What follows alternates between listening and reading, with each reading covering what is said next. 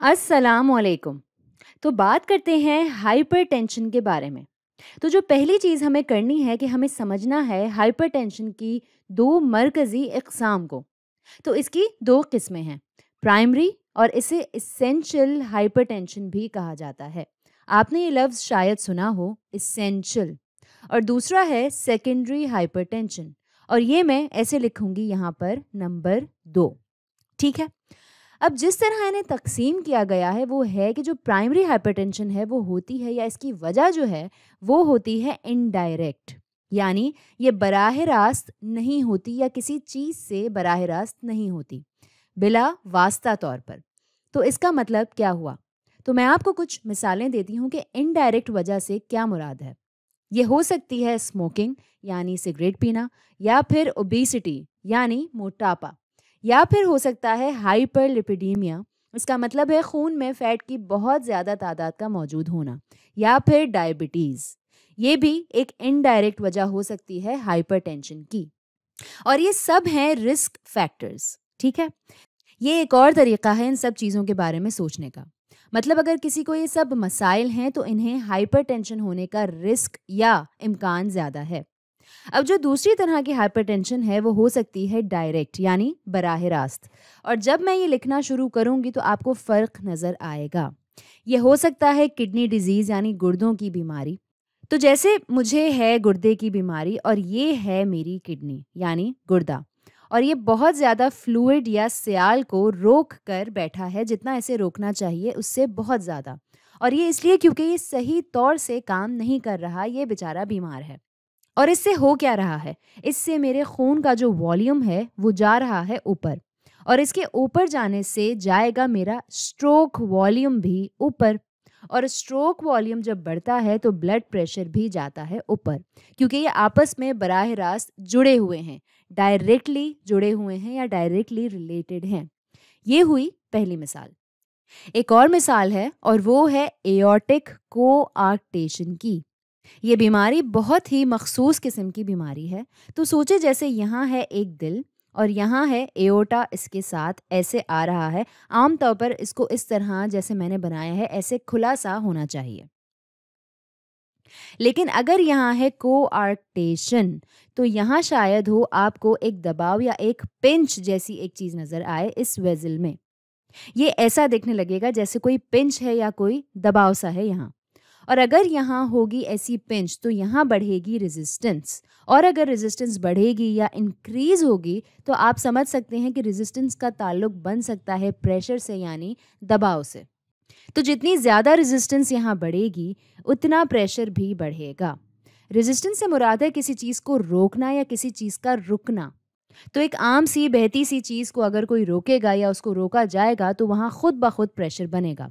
तो ये डायरेक्ट वजूहात हैं या कॉजेज़ हैं हाइपरटेंशन की, जो थोड़े मुख्तलिफ हैं इनडायरेक्ट कॉजेज़ से, यहाँ जो मैंने लिखे हैं स्मोकिंग, ओबेसिटी वगैरह। ये ज़्यादा रिस्क फैक्टर्स के तौर पर लिए जाते हैं, इनको बराह रास्त हाइपरटेंशन होने का ज़िम्मेदार नहीं ठहराया जा सकता। इस तरह हम इन 2 ग्रुप्स को बाँट सकते हैं, और हम इस तरह समझते हैं कि अगर इनमें से कोई एक भी वजह है हमें हाइपरटेंशन होने की तो हम या तो प्राइमरी में हैं या फिर सेकेंडरी में।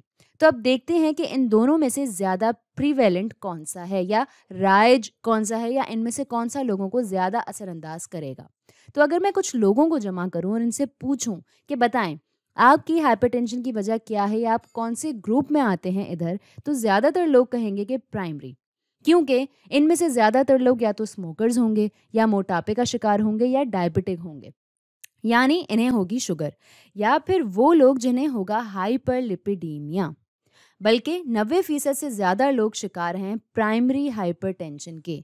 और मैं कहूँगी बहुत कम लोग, तकरीबन 10% से भी कम लोग कहेंगे कि जी नहीं, हम हैं सेकेंडरी ग्रुप में, या मेरे पास बहुत मखसूस वजह है हाइपरटेंशन का शिकार होने की। तो ये बहुत आसान तरीका है इस बात का पता लगाने के लिए कि लोगों को हाइपरटेंशन क्यों हुई, आया वो डायरेक्ट वजह थी या इनडायरेक्ट वजह थी। तो अब सोचते हैं और देखते हैं कि एक इंसान को कुछ वक्त के लिए इस पर नज़र रखते हैं और इसको मॉनिटर करते हैं या इसकी निगरानी करते हैं कुछ वक्त के लिए। तो एक इंसान जिसका होता था नॉर्मल ब्लड प्रेशर, तो समझे यहाँ ये है ब्लड प्रेशर और इसको मैं लिखने वाली हूँ मीन आर्टीरियल प्रेशर। اور ہمیں مینٹین رکھنا ہے یہ مین آرٹیریل پریشر یا قائم رکھنا ہے اسے ایک مخصوص نمبر پر. یہ ہے نارمل بلڈ پریشر کی رینج. ٹھیک ہے, تو یہ ہے نارمل. لیکن ظاہر ہے کہ بہت لوگوں کا نارمل سے زیادہ بھی ہوتا ہے. یہ لوگ ٹائم کے ساتھ ساتھ زیادہ بلڈ پریشر میں مبتلا ہوتے چلے جاتے ہیں. یہ شروع کرتے ہیں یہاں سے, یعنی نارمل رینج میں, اور پھر ان کا بی پی ہونے لگتا ہے ہائی, اور پھر یہ جاتا ہے اوپر, پھر نیچے, پھر اوپر, پھر نیچے, اور رکتا ہے ادھر. تو اب یہ انسان, میں یہ نقطے جوڑنے والی ہوں, تو یہ انسان اگر آپ اس سے پوچھیں تو اس کو کوئی بھی خاص سمٹم یا ہائی بلڈ پریشر ہونے کی علامات ظاہر نہیں ہوئی ہوں گی. یہ کہیں گے کہ ہم بالکل ٹھیک محسوس کر رہے ہیں, ہم بالکل ٹھیک ہیں, مجھے اس قسم کی کوئی بھی کیفیت نہیں ہے. بلکہ اس وقت تک یا اس ٹائم تک یہاں ان کو کوئی احساس نہیں ہوگا اور کوئی ایسی کیفیت بھی نہیں ہوگی جس سے انہیں لگے کہ انہیں بلڈ پریشر ہے. نو سمٹمز یعنی کوئی علامت نہیں. زیادہ تر لوگ اسی گروپ میں آتے ہیں. تو زیادہ تر لوگ جنہیں ہائپر ٹینشن ہے, اگر آپ ان سے پوچھیں کہ کیا انہیں کوئی سمٹم ہے تو یہ کہیں گے نہیں. لیکن ایک وقت آئے گا جب یہ سمٹمز ڈیولپ کر لیں گے, ان کو مختلف چیزیں محسوس ہونا شروع ہو جائیں گی. سب کو نہیں, لیکن کچھ لوگوں کو. کچھ لوگ سمٹمز دکھا سکتے ہیں, اور جب ایسا ہوتا ہے تو کافی سگنیفیکنٹ ہوتا ہے, کافی معنی خیز ہوتا ہے. تو شاید آپ کو ہو جائے دل کی بیماری. میں صرف سمجھانے کے لیے کہہ رہی ہوں, مطلب دل کے ساتھ مسائل شروع ہو جائیں. شاید آپ کے دل کو پہلے سے زیادہ محنت کرنی پڑے کام کرنے کے لیے, اور شاید آپ کو ہونے لگے ہارٹ فیلئر, یا شاید مسائل ہونے لگیں آپ کو اپنے لارج ویسلز میں یا میڈیم ویسلز میں, اور یہ ہوتی ہیں آرٹریز. کیونکہ آرٹریز ویزلز ہوتی ہیں جو دیکھ رہی ہوتی ہیں وہ بڑھتا ہوا دباؤ یا پریشر, اور وہ آرٹریز شاید وقت کے ساتھ ساتھ بہت سخت اور سٹف ہونا شروع ہو جاتی ہیں, اور شاید آپ کو مسائل ہوں چھوٹی ویزلز کے ساتھ بھی. یہ ہیں چھوٹی والی آرٹریز, سب سے چھوٹی, انہیں آرٹیریولز بھی کہا جاتا ہے. اور یاد رہے کہ یہ آرٹریز یا آرٹیریولز یہ آپ کے جسم میں ایسے ہی کھلی فضا میں نہیں بیٹھی ہوئی ہوتی. یہ عام طور پر آپ کے آرگنز کے اندر ہوتی ہیں. تو یہ ہوتی ہیں کڈنی کے اندر, یا یہ ہو سکتی ہیں آنکھوں کے اندر. میں یہاں پر یہ صرف 2 بنا رہی ہوں. تو یہ عام طور پر ہوتی ہیں کسی نہ کسی آرگن کے اندر. اور اگر آپ کے ساتھ مسئلہ پیدا ہو چھوٹی سی آرٹیریول میں بھی, جیسے یہ ٹوٹ رہی ہوں, تو اس سے ہوگا کیا؟ اس سے آپ کی کڈنی یا آپ کی آنکھوں میں مسائل پیدا ہونا شروع ہو جائیں گے. تو اس قسم کے مسائل آپ کو پیش آ سکتے ہیں. اور چونکہ بہت لوگوں کو کچھ محسوس نہیں ہوتا یا انہیں سمٹمز نہیں ہوتے, زیادہ تر لوگ آتے ہیں یہاں جنہیں سمٹمز نہیں ہوتے, تو آپ کو چاہیے کہ انہیں صحیح وقت پر پکڑ لیں. اس سے پہلے یہ والی لائن کراس کریں جہاں کوئی سمٹم نہیں ہو اور پھر سمٹم آنے لگے. اور آپ کو خیال رکھنا ہے اپنے بی پی کے مسئلے کا, تاکہ وہ کوئی سمٹم پیدا کر ہی نہ سکے. یہ ہے ہمارا گول یا ہمارا ہدف. لیکن بدقسمتی سے کچھ لوگ بیچارے مبتلا ہو جاتے ہیں بیماری میں جسے کہتے ہیں میلیگننٹ ہائپر ٹینشن. میں آپ کے لیے لکھنے والی ہوں کہ اس کا مطلب ہے کیا.